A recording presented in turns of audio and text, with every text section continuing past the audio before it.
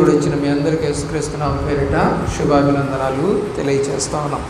హెబ్రీయులకు రాసిన పత్రిక 11వ అధ్యాయము 10వ వచనం. హెబ్రీయులకు రాసిన పత్రిక 11:10. ఏలయనగా దేవుడు దేనికి శిల్పియు ఉన్నాడో అబ్రహాం ప్రయాణం ఎక్కడికి వెళ్ళాలని? పునాదులు గల పట్టణానికి వెళ్ళాలి. పునాదులు గల పట్టణం అతనికి తెలుసా? తెలియదు. కానీ దేవుడు చెప్పాడు కదా. ఏమని చెప్పాడు? యోహాను రాసినటువంటి సువార్త 14వ అధ్యాయము 1-2 వచనాల్లో ఆయన ఏమని చెప్పాడంటే, నేను పునాదులు కలిగినటువంటి పట్టణం ఉంది ఒకటి, ఆ పట్టణంలో మీ కొరకు నేను ఒక ఇల్లు కట్టిస్తా ఉన్నాను, ఆ ఇళ్ళలోనికి వెళ్ళటానికి మిమ్మల్ని నేను వచ్చి తీసుకొని వెళతాను అన్నాడు. కాబట్టి ఆ పునాదులు గల పట్టణము 3వ ఆకాశంలో ఉంది. చదవండి 14:1-2.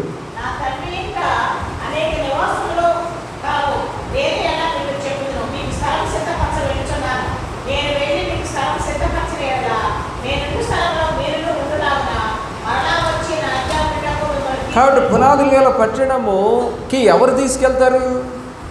ప్రభువారే తీసుకెళ్తారు. మనంతట మనం పోలేము. అర్థమవుతుందండి? మనంతట మనం పోగలిగినటువంటి పట్టణం కాదు అది. ఎందుకని? మనందరికీ తెలుసు. యెషయా గ్రంథము 6వ అధ్యాయంలో అక్కడ ఎవరున్నారని చెప్పి రాయబడిందంటే దేవదూతలు ఉన్నారు ప్రియులరా, షెరూబులు కెరూబులు అనేటువంటి వాళ్ళు ఉన్నారు ప్రియులరా. మరి వాళ్ళు ఏం చేస్తూ ఉంటారంటే దేవుడు పరిశుద్ధుడు పరిశుద్ధుడు పరిశుద్ధుడు అని గాన ప్రతిగానాలు చేస్తూ ఉంటారని మనకి ఆ వాక్యంలో తెలియజేయబడతాం. చాలు, వారందరూ అక్కడ ఉన్నారు, ఆయన్ని అంటున్నారట పరిశుద్ధుడు పరిశుద్ధుడు పరిశుద్ధుడు. మరి పరిశుద్ధుడుగా ఉన్నటువంటి ఆ స్థలంలోనికి మనం వెళ్ళాలంటే ఎవరు తీసుకెళ్ళాలి? పరిశుద్ధుడే తీసుకెళ్ళాలి. అంతే కదండి. ఆరోగ్యంగా ఉన్నవారే కదా ఆసుపత్రిలోనికి మనల్ని తీసుకెళ్ళేది. ఆరోగ్యస్తులు కుదరదు కదా. అలాగే పాపులకి పరిశుద్ధులకి ఎంత తేడా ఉంటుందంటే కేవలం పరిశుద్ధులు మాత్రమే ప్రవేశించేటువంటి ఒక స్థలం అది. ఆ ప్రదేశానికి ప్రయాణం కావాలంటే మధ్యవర్తి ఎవరు? యేసు ప్రభువు. అయితే ఆ పట్టణం కొరకు ఎదురు చూసేటట్టు ఎవరు? అబ్రహాం. కాబట్టి ఎప్పుడో ఆది కాండంలో ఉన్నటువంటి అబ్రహామే ఎదురు చూడగలిగింది. నూతన నిబంధనలో యేసు ప్రభు వారు మనకి ప్రత్యక్ష రూపకంగా మన దగ్గరికి వచ్చి మనతో మాట్లాడి మన కొరకు చనిపోతే మరి ఆయన వచ్చి తీసుకెళ్తానంటే నమ్మాలా లేదా? నమ్మాలి. కాబట్టి మనకు ఒక జర్నీ ఉంది. ఇది కాదు ఈ లోకంలో ఇప్పటికి నువ్వు పుట్టి మీ అమ్మానాన్నలకు పుట్టి 20, 30 ఏళ్ళు, 40, 50, 60 ఏళ్ళు అయ్యి ఉండొచ్చు. ఇది కాదు జర్నీ. ఈ జర్నీ తర్వాత మరొక జర్నీ ఉంది. ఆ జర్నీ కొరకు ఏం చేశాడట? అబ్రహాము ఆశపడ్డాడట. ఎదురు చూడటం అంటే ఏంటండి? ఆశపడటమే కదా. నేను అక్కడికి వెళ్ళాలి. ఇప్పుడు నిజంగా మనం కూడా పరిశుద్ధంగా లేదా మంచిగా ప్రవర్తించినట్లయితే మనము కూడా అబ్రహాముని పరలోకములో కలుసుకోగలుగుతాము. అయ్యా నీ గురించి మేము చెప్పాం, భూలోకంలో ఉన్నప్పుడు అబ్రహాము ఇలాంటి వాడు, అబ్రహాము ఇలా ఎదురు చూశాడు, ఆ అబ్రహాము విశ్వాసులకు తండ్రిని మేము బహుగా మాట్లాడుకున్నాం భూమి మీద ఉన్నప్పుడు. అవునా అంటాడు అబ్రహాం. అంటాడు అవునా అంటాడు. ఎందుకంటే ఆయనకి తెలియదు కదా ఈ గ్రంథం ఒకటి వస్తుందని, ధర్మశాస్త్రం ఒకటి వస్తుందని, మరి యేసుప్రభు వారు పుడతారని ఇవన్నీ ఏమి అబ్రహాం చెప్పలేదు కదా. కాబట్టి ఇవన్నీ జరుగుతాయి ప్రియులారా. 15వ వచనంలో కూడా వెళ్దాం. హెబ్రీ పత్రిక 11వ అధ్యాయం 10. వారు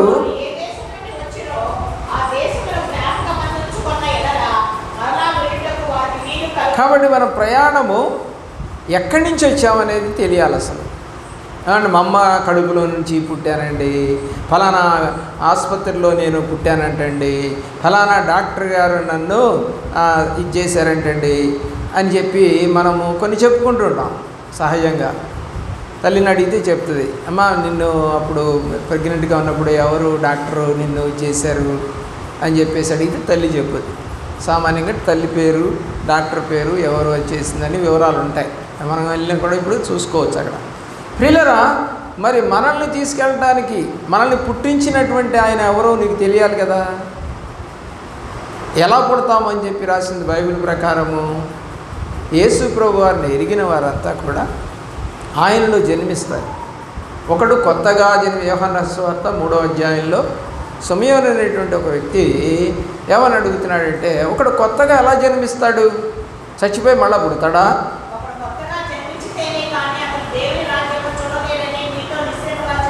కాబట్టి మంది భూ సంబంధంగా తల్లిదండ్రుల ద్వారా ఒక జన్మ వచ్చింది మనకి, ఓకే. అయితే నువ్వు ఇప్పుడు దేవుని ద్వారా అంటే ఈయన దేవుడు అని నమ్మి బాప్తిజం తీసుకోమని చెప్పాడు. దాన్ని ఇక్కడ ఏమన్నాడు? కొత్త జన్మ అన్నాడు. అయితే ఇప్పుడు మనం కొత్త జన్మలో ఉన్నావా, పాత జన్మలో ఉన్నావా? ఇంకా పాత బుద్ధులే, పాత ఆలోచనలే, పాత నడకలే ఉన్నాయా?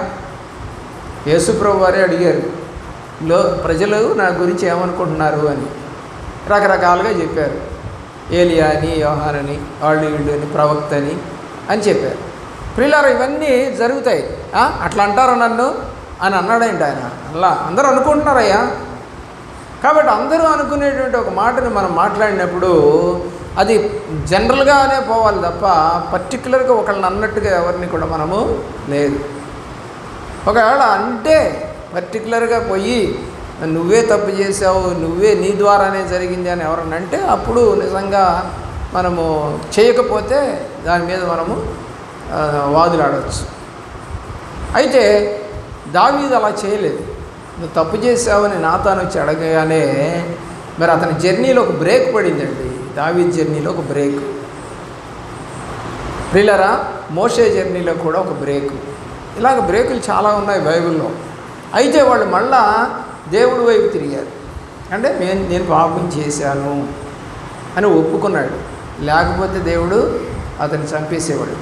అంటాడు కదా నాతాను, నువ్వు పాపం ఒప్పుకున్నావు కాబట్టి చంపక బ్రతికున్నావు అని అంటాడు. సమూయేలు మొదటి గ్రంథం 12వ అధ్యాయంలో మీకు ఈ మాటలు కనపడతాయి. దేవుని యొక్క ప్రేమలో నీ జర్నీలో 16వ వచనం కూడా చూడండి. హెబ్రీయులకు రాసిన పత్రిక 11:16లో, అయితే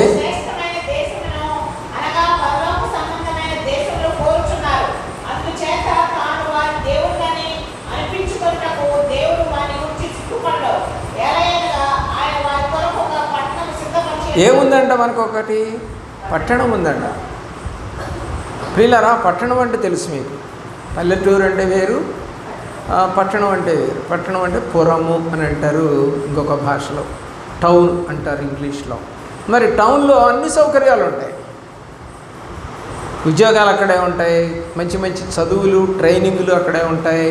అలాగే షాప్స్ ఎక్కువ దొరుకుతాయి. మనం ఏదైనా ఇది దొరకదు అనేది లేదు అక్కడ టౌన్లో. కాబట్టి ఒక మంచి పట్టణాన్ని మన కొరకు దేవుడు సిద్ధపరుస్తూ ఉన్నాడు. అంటే ఇక్కడ భూమి మీద దొరికినట్టుగా అక్కడ ఏం దొరకవండి. మనం భూమి మీద ఈ పట్టణంలో ఇది దొరుకుతుందంటానికి కొనుక్కోవడానికి ఏదైనా ఒక షాప్కి వెళ్ళొచ్చేమో, కానీ పరలోక పట్టణంలో ఇలాంటివి ఏం దొరకవు. ఏముంటాయి చెప్పండి? హతసాక్షులైనటువంటి వాళ్ళు ఉంటారు అక్కడ. మనం వాళ్ళందరి యొక్క స్టోరీస్ వినేసరికి మనకు సమయమే సరిపోదు. ఎన్ని సంవత్సరాలంట? 1000 సంవత్సరాలంట. 1000 సంవత్సరాలు కూడా సరిపోదు. దాని తర్వాత బాండ ఏమన్నాడు ప్రకటన గ్రంథంలో? యుగయుగములు అన్నాడు. యుగము అంటే ఎన్ని సంవత్సరాలు? చాలామంది ఏదో చెబుతారు కొన్ని లక్షల సంవత్సరాలు. మరి మామూలుగా మొదట బంధించబడినప్పుడు 1000 సంవత్సరాలు, ఆ తర్వాత యుగ అంటే ఇంకా మళ్ళా కొత్త భూమి కొత్త ఆకాశం ఉంటుందా అంటే ఉంటుంది. దేవుడే చెప్పాడు, మరలా కొత్త భూమిని కొత్త ఆకాశం నేను సృజిస్తాను, అందులో అంతా పరిశుద్ధులే ఉంటారు. అంతా పాపం చేయని వాళ్ళు ఉంటే కనుక నిజంగా ఊరు ఎంత అందంగా ఉంటుందండి. తలుపులు వేసుకోవాలా? దొంగలు రారు, ఏమండి, ఎవరు హాని చేయరు. రాత్రిపూట ఎలాగా నిద్రపోతున్నా కూడా ఎటువంటిది జరగదు అనుకున్నప్పుడు తలుపులకి గొళ్ళాలు లేకుండా ఉండేటువంటి పట్టణం అది పరిశుద్ధమైనటువంటి పట్టణం. రెండోది ఏమంటే అక్కడ ఎవరికి కూడా కన్నీరు రాదట, ఆకలి ఉండదు, దాహం ఉండదు, ఎప్పుడు వెలిగే ఒక రమ్యమైన పట్టణం కదా అది. ఊహించుకో, జరుగుతుందా? మన చుట్టుపక్కల ఎంతమంది అబద్ధాలు ఆడతారు, ఎంతమంది మోసం చేస్తారో, మన ఇళ్లలో వాళ్ళే ఎంతమందికి అలా మోసం చేస్తూ ఉంటారు కదా. దేవుని యొక్క ప్రేమలో ఒక ప్రయాణం అనేది మనకి ఇచ్చాడు దేవుడు ఈ లోకంలో. అయితే ఈ ప్రయాణము శరీర రీతిగా కాదు. క్రైస్తవుడు శరీర రీతిగా ప్రయాణం చేయడిక. ఏమంటాడు పౌలు, ఇక జీవించుచున్నానన్న పేరు మాత్రం నాకు ఉంది, కానీ నేనిక పౌలును కాదు, నేను క్రీస్తులోనే ఉన్నాను. ఇక నా బయటికేమో కనపడుతున్నాను, కానీ నా అంతరంగం అంతా దేవుడితో నింపబడి ఉంది. ఇక నేను కాదు జీవించేది, ఆయనే నాలో జీవిస్తూ ఉన్నాడు అని చెప్తాడు. చూడండి, మరి భూమి మీద బతికే ఉన్నాడు, కానీ ఇక నేను కాదు జీవిస్తూ ఉంది, క్రీస్తే నాలో జీవిస్తూ ఉన్నాడని చెప్తున్నాడు. ఎంత ధైర్యం అండి అది. అంటే నేను ఈ లోక సంబంధమైనటువంటి వాటి కొరకు ఇక ఆశపడటం లేదు. ఇల్లు కావాలనో, భూములు కావాలనో, ఆస్తులు కావాలనో, భార్య కావాలనో, పిల్లలు కావాలనో, ఆస్తులు కావాలనో నేను అనుకోవటం లేదు. నేను ఎప్పుడు కూడా ఆకలి దప్పులు కలిగిన వాడను అని పౌలు చెప్పుకున్నాడు. కానీ అతని జర్నీ ఏమన్నా ఆపాడా? రాళ్ళు తీసుకొని కొట్టారు, ఆపాడా? లేదు. జైల్లో పెట్టారు, ఆపాడా? లేదు. అందరూ కూడా అతన్ని దూషించారు. పొట్టోడివి, బట్టతలోడివి, మాట సరిగా రాదు నీకు, కొరగాని మాటలు నీవి అని ఎన్నెన్నో అన్నారు పౌల్ని. కానీ అతని జర్నీ ఏమన్నా ఆపాడా? ఇలా అంటున్నారు కాబట్టి నేను సేవ చేయను ప్రభు అని ఏమన్నా అన్నాడా? లేదు. ప్లస్ ఇంకోటి ఏంటి, అతనికి ఒక రోగం ఉంది. ఆ రోగాన్ని దేవుడిని అడిగితే తీసేయలేదు. మై గ్రేస్ ఈజ్ ఎనఫ్ అని చెప్పి దేవుడు నా కృప నీకు చాలని చెప్పాడు. అంతే. మళ్ళా నాకు ఎందుకు తీసేయవు, నీ పని చేస్తున్నాను కదా అని అడగలేదు. అతను జర్నీ ఆపలేదు. యేసు ప్రభు వారి జర్నీ కూడా ఆపలేదు. ఆయన కూడా బాధ పెట్టారు, అయినా ఆపలేదు. కానీ మనం ఎందుకని చర్చికి మానేస్తాం? మన జర్నీ ఎందుకు ఆపుతాం? మన జర్నీ ఎందుకు అప్పుడప్పుడు బ్రేక్ చేస్తాం? మనకు అవకాశం ఉండి కూడా చర్చికి వెళ్ళలేకపోయామంటే నీవు దేవుడితో జర్నీ చేస్తున్నటువంటి దానిలో ఒక దినము నువ్వు జర్నీని ఆపుకున్నావు, వెనకబడిపోయింది నీ జర్నీ. ప్రియులారా, ఆలోచన చేయండి. మరి ఇక్కడ మనకొక శ్రేష్టమైన దేశము, మన దేశం ఇది కాదు. పరలోకము నా దేశము అని చక్కని పాట ఎవరైనా వాళ్ళు రాశారు. ఇది కాదు, నేను ఇక్కడ కాదు ఉండేది, ఒక చోట ఉంది నా కోసం ఏర్పాటు చేశారు. సామెతల గ్రంథము 8వ అధ్యాయంలోనికి వెళ్ళండి. మనమంతా ఎప్పుడు భూమి పుట్టక మునుపు ఎక్కడున్నామో ఈ యొక్క వాక్యంలో మనకి కనపడుతూ ఉంది. ఏమని చెబుతున్నాడు దేవుడు అని అంటే, నేను శ్రేష్టమైన సంగతులు చెబుతాను. 6వ వచనం, నా నోరు సత్యమైన మాటలు పలుకుతుంది. దేవుని మాట, నా నోటి మాటలన్నీ నీతి గలవి, అవన్నీ వివేకి తేటగాను తెలివి నొందిన వారికి యథార్థముగాను ఉన్నవి. దేవుని ప్రేమించిన ప్రియబిడ్డలారా, ఈ యొక్క అధ్యాయంలో దేవుడు అంటే ప్రభువారే ఎక్కడున్నారు, మనము ఎక్కడున్నాము అనేటువంటి విషయాలన్నీ కూడా దేవుడు రాసుకుంటూ వచ్చాడు. చూడండి 23వ వచనం, అనాది కాలము మొదలుకొని. ఆది కాలం అంటే చెప్పండి, అనాది కాలం అంటే ఏంటి? రెండింటికి తేడా ఉంది. ఆది కాలం అంటే భూమిని, సముద్రము, ఆకాశము, నీళ్లు అన్నిటినీ కలగ చేసినటువంటి ఆ మొదటి దాన్ని ఆది అంటారు. అంటే ఆది కాండంలో మొదటి అధ్యాయం. అందుకని దాని పేరు ఏమన్నారు? ఆది. ఆది అంటే మొదలు, ఆది కాండం. మరి అనాది అంటే భూమి పుట్టక మునుపు. అర్థమవుతుందండి? భూమి పుట్టక మునుపు అనాది అంటే తెలియదు మనకు అది. అందుకని రాస్తా ఉన్నాడు చూడండి, అనాది కాలము మొదలుకొని, మొదటి నుండి భూమి ఉత్పత్తి అయిన కాలమునకు పూర్వము అంటే భూమి పుట్టక మునుపు నేను నియమింపబడుతుంది. ఎవరైనా? యేసుక్రీస్తు వారు. నేను అప్పుడే పుట్టానయ్యా. ప్రవాహములు లేనప్పుడు, నీళ్లతో నిండినటువంటి ఊటలు లేనప్పుడు నేను పుట్టి తిని, పర్వతములు స్థాపింపబడకు నేను కొండలు పుట్టకమనుపు, భూమిని దాని మైదానములను ఆయన చేయకమనుపు, నేలమంటితో రవంతైనను సృష్టించకమనుపు నేను పుట్టి తిని, ఆయన ఆకాశములను స్థిరపరిచినప్పుడు, మహాజలముల మీద మండలముల మీద నిర్ణయించినప్పుడు నేను అక్కడ ఉంటిని.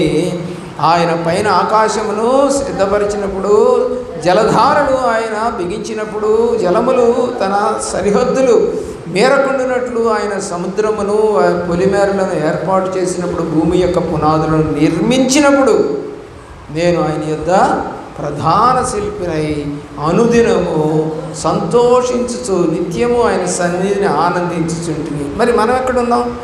ఆయన కలగజేసిన పరలోకమును బట్టి సంతోషించుచు నరులను చూచి ఆనందించుచుంటిని. ఇదేంటి? పరలోకంలో ఎవరున్నారు?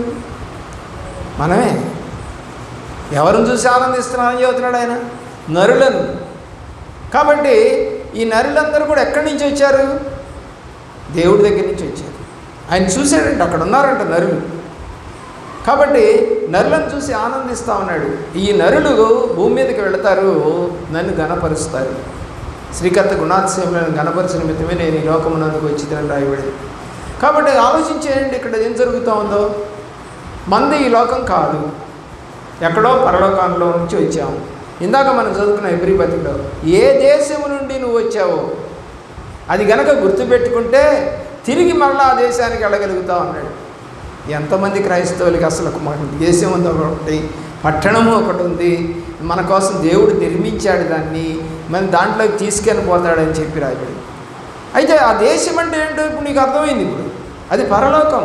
పరలోకంలో నరులు ఉన్నారు అక్కడ. ఏది? భూమి పునాదులు పుట్టక మునిపే ప్రభువారు కూడా ఉన్నారు. ఆయన ఎలాగున్నాడంట? ప్రధాన శిల్పి అయి అక్కడ ఉన్నట్టుగా మనకి చెప్తా ఉన్నాడు. దేవుని ప్రేమిస్తున్నటువంటి ప్రియ బిడ్డలారా ఏం చేస్తున్నాడంటే 34వ వచనములో, అనుదినము నా గడప యొద్ద కనిపెట్టుకొని నా ద్వారబంధముల యొద్ద కాచుకొని నా ఉపదేశము వినువారు ధన్యులు. నువ్వు ఎక్కడికి వెళ్తున్నావు నాకు అనవసరం, ఏ ప్రయాణం చేస్తున్నావు నాకు అనవసరం, దేవుణ్ణి స్తుతిస్తున్నావా? కొంతమంది బస్సుల్లో ప్రయాణం చేసినా, రైలులో ప్రయాణం చేసినా కూడా బైబిల్ పట్టుకెళ్తారు. చిన్న చిన్న పుస్తకాలు ఉంటాయి, స్తుతుల పుస్తకాలు.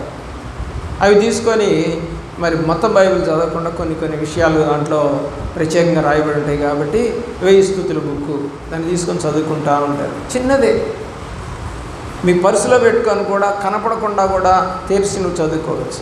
పెద్ద బైబిల్ ఏం పట్టుకెళ్ళాల్సిన, ఎవరికి ఆటంకం లేకుండా. అలాగే ఆడియో బైబిల్స్ వచ్చాయి. ఆడియో బైబిల్ విను, ఆ యొక్క ఇయర్ ఫోన్స్ పెట్టుకో, ఇతరులకు డిస్టర్బెన్స్ లేకుండా. అంటే ఇతరుల గురించి నీకు అనవసరం, నీ దేవుడిని నువ్వు కనపరచడానికి అనేక మార్గాలు ఈ రోజున ఉన్నాయి. ప్రియులారా, మన జర్నీ ఎలాగుంది అనేది ఒకసారి పరిశీలన చేసుకోవాలి. ఇక్కడ మరొక మాటను మనము చూద్దాం. యోహాను రాసినటువంటి సువార్తలో దేవుడే మనలను వచ్చి తీసుకెళ్తానని రాశాడు. తర్వాత ప్రకటన గ్రంథం 21:12 చూడండి. ప్రకటన గ్రంథం 21వ అధ్యాయము 12వ వచనం. ప్రకటన గ్రంథము 21వ అధ్యాయము 12వ వచనంలో, ఆ పట్టణమునకు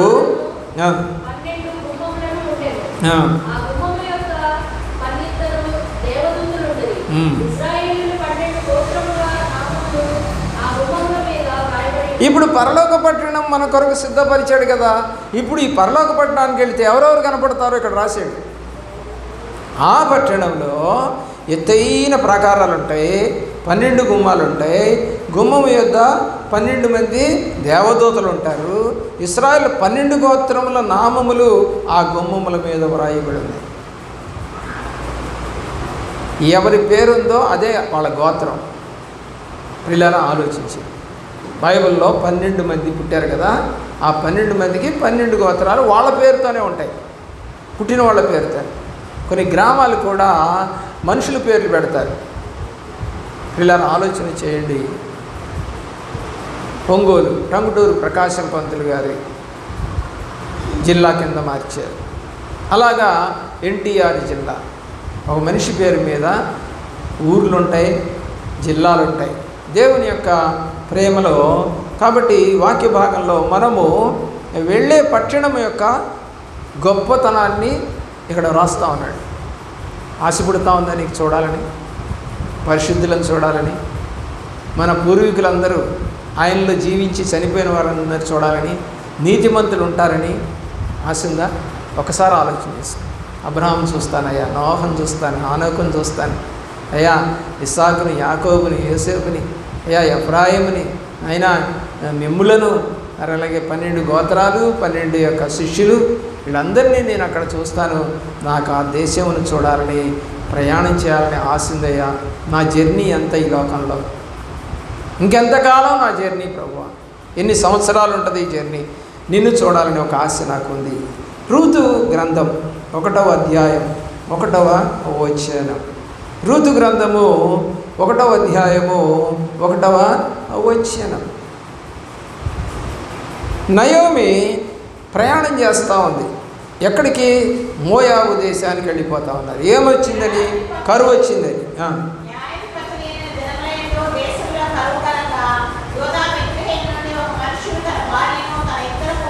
ఇప్పుడు నయోమి ప్రయాణము ఎటు వెళ్తుంది చెప్పండి? ఏ దేశానికి వెళ్తుంది చెప్పండి? ఏ దేశానికి? మోయాబీల దేశానికి వెళ్తుందా? బెన్యామీల దేశానికి వెళ్తుందా? ఎక్కడికి వెళ్తుంది? మోయాబు దేశానికి వెళ్తుంది. మోయాబీలు విగ్రహారాధికులు. ఈ ముందేమో యూదా దేశంలో, స్థుతి కలిగిన దేశంలో నుంచి కరువు వచ్చిందని వెళుతుంది. మిగతా వాళ్ళంతా వెళ్ళారా?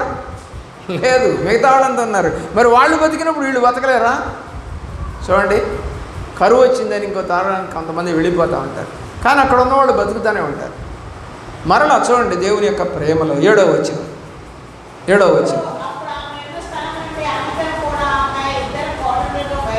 మళ్ళా ఎక్కడికి వస్తున్నారు? మళ్ళా యూదా దేశానికి వస్తూ ఉన్నారు. ప్రయాణం మళ్ళీ యూదా దేశం నుండే ఒక పనికిమాలిన దేశానికి వెళ్ళారు. కానీ మళ్ళా నా దేశం ఉంటుంది. ఇందాక మనం చదువుకున్న హెబ్రీ పత్రిక, నువ్వు ఏ దేశం నుండి వచ్చితివో తిరిగి ఆ దేశానికి వెళ్ళాలి.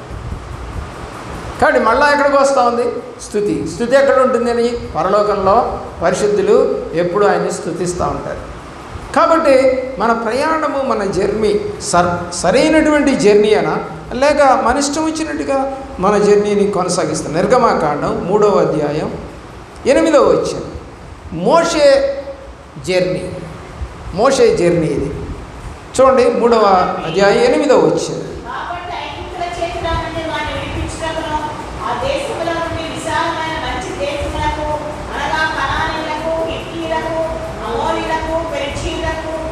చాలు. ఎక్కడి నుంచి అండి? ఐగుప్తు నుంచి కనానుకి వెళ్తాం. ఏ దేశం అది? మరి ఈ దేశం ఏంటి? పాపపు దేశం. పాపపు దేశంలో నుండి 400 సంవత్సరాలుగా వాళ్ళు బానిసలుగా బాధ పెడతా ఉన్నటువంటి దేశంలో నుండి ఒక మంచి దేశానికి వాళ్ళని తీసుకెళ్తారని దేవుడు. వీళ్ళ జర్నీ చూడండి ఎలాగో. 40 రోజుల జర్నీని వాళ్ళ యొక్క తప్పుడు మార్గం ద్వారా 40 సంవత్సరాలు చేసుకున్నారు. తప్పు కదా అది? కాబట్టి దేవుని యొక్క ప్రేమలో దేవుడు మోషేని ఒక నాయకుడిగా ఏర్పాటు చేసి ఈ యొక్క ప్రజలందరినీ కూడా ప్రయాణం చేపిస్తూ ఉన్నాడు. మరి ఇప్పుడు మోషే వెళ్ళాడు. పోనీ మోషే ఆ దేవుడు చెప్పినటువంటి కనాను దేశానికి వెళ్ళాడు. ద్వితీయోపదేశకాండం 32వ అధ్యాయం 51-52 వచనాలు. ద్వితీయోపదేశకాండం 32వ అధ్యాయం 51-52 వచనాలు. త్వరగా తెరవండి. 32, 51, 52 వచనాలు. ద్వితీయోపదేశకాండం.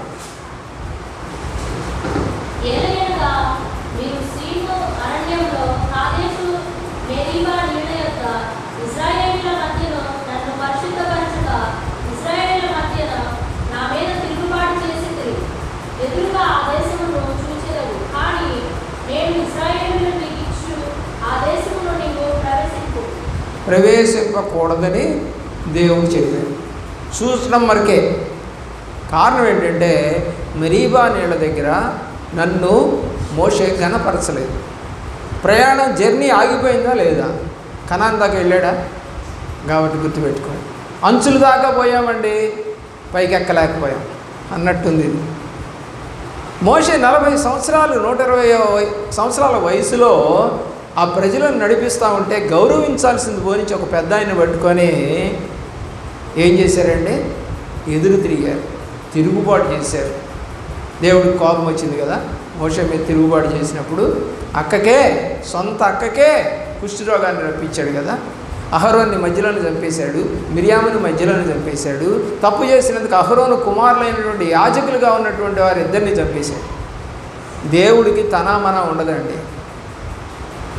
అయితే ఎప్పుడైతే మనం తగ్గించుకుంటామో ఎప్పుడైతే నేను పాపిని ప్రభువా అని ఒప్పుకుంటామో, ఎప్పుడైతే ఆయనతో సమాధాన పడతామో అప్పుడు మాత్రమే మనల్ని కాపాడుతాడు ఆయన. లేకపోతే మన ఇష్టం వచ్చినట్టుగా మనం నడిస్తే కానాన్లోనికి వెళ్ళాల్సిన వాళ్ళే అహరోను మరియు అలాగే మిరియాం కూడా వెళ్ళాల్సిందే. ఎవరు ముగ్గురు, ఆ ఫ్యామిలీలో ఉన్న ముగ్గురు ఎవరు వెళ్ళలేదు. వాళ్ళ జర్నీ ఆగిపోయింది మధ్యలోనే. చివరి అంచుల దాకా వచ్చి చూసాడే తప్ప మోషే కూడా ప్రవేశించడానికి అవకాశం వీలేదు దేవుడు.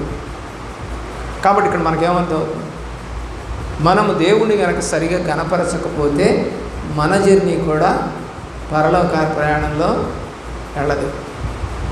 కాస్త భయపడాడు, కొంచెం భయపడాడు. అయ్యా మోషే అంత వాడే, అద్భుతాలు చేయించిన వాడివే, కానీ అతన్నే ఒక మాట అన్నాడని పంపించలేదే, మేమెంతటి వారు. ఎన్ని మాటలు అంటుంటామో కదా. భయపడాల్సినటువంటి సందర్భం దేవుని యొక్క మాటలు. ఇశ్రాయేల్ అందరూ కూడా మరి జర్నీ చేస్తూ ఉన్నారు, 24 లక్షల మంది. కానీ 24 లక్షల మందిలో దరిదాపుగా ఎంతమంది చనిపోయారంట? 50%, 12 lakhs చనిపోయారు. ఎక్కడ? అరణ్యంలో. వాళ్ళు కనాన్ దాకా కూడా వెళ్ళలేదు, మధ్యలో చనిపోయారు. చివరి దాకా వెళ్ళి మోషే చనిపోయాడు. మన పరిస్థితి ఏంటి? మన ప్రయాణం ఎలా సాగుతుంది? అసలు వెళతామనేటువంటి ఒక ధీమా ఏమైనా ఉందా? చర్చికి వెళ్తామన్న ధీమానే లేనప్పుడు ఇక్కడ ఇంకా పరలోకానికి ఎక్కడికి పోతాం?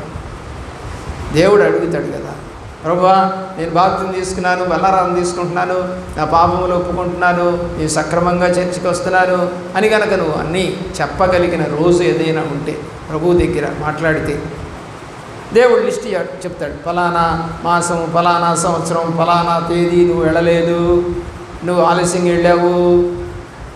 బళ్ళో పిల్లలు రోజు ఆలస్యంగా వస్తుంటే ఎవరిని పిలుస్తారు చెప్పండి? తల్లిదండ్రులు పిలిపిస్తారు. ఎందుకు లేట్ అవుతా ఉంది? అమ్మ నాన్న పిలిచి రాపు అంటారు. ఇప్పుడు దేవుడు కూడా అంటాడు, నీకు భయం లేదా నేనంటే? 2వ కీర్తనలో దేవుణ్ణి భయపడుతూ ముద్దు పెట్టుకోండి, లేకపోతే ఆయనకి కోపము వచ్చును అని రాయబడి. దేవుని ప్రేమిస్తున్న ప్రేమిట్లరా, దేవుడు వాక్యాన్ని కనుక చూస్తే యెహోషువ గ్రంథము 1వ అధ్యాయము, యెహోషువ గ్రంథము 1వ అధ్యాయము 2-3 వచనాలు. కాబట్టి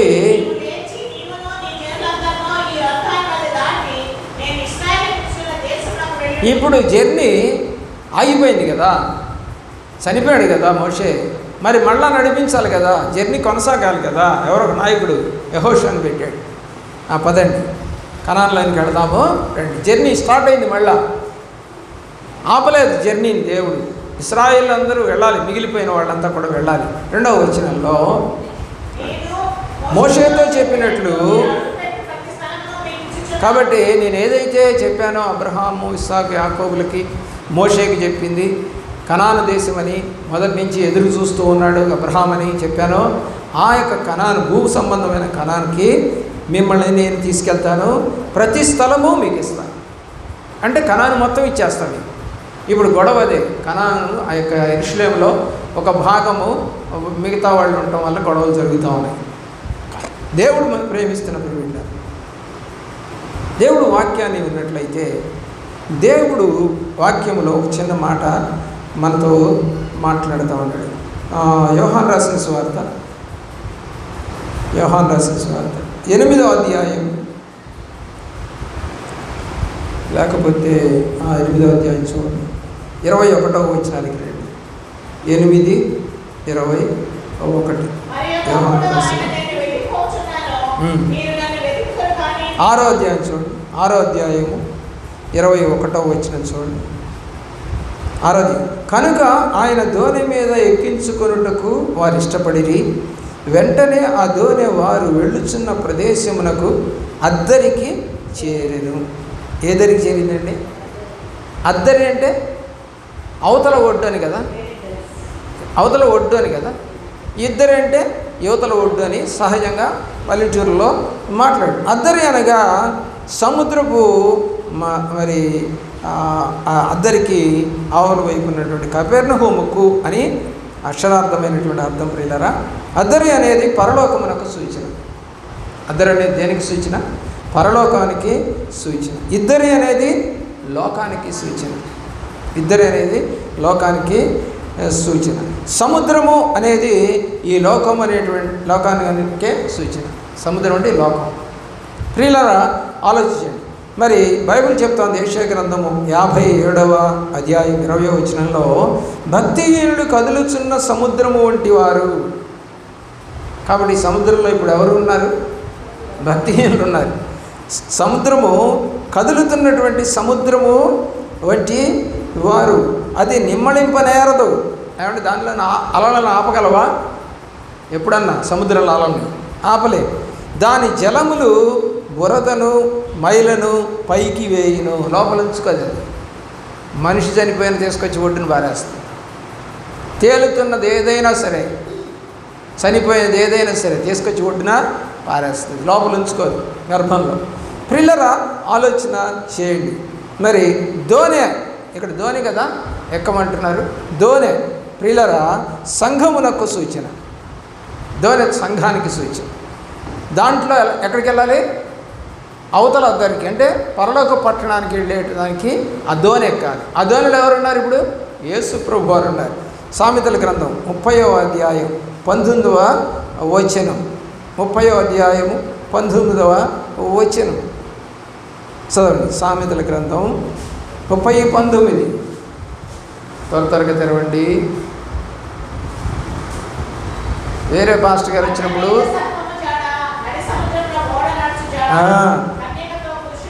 ఏమండి, ఓడ నడుచు జాడ.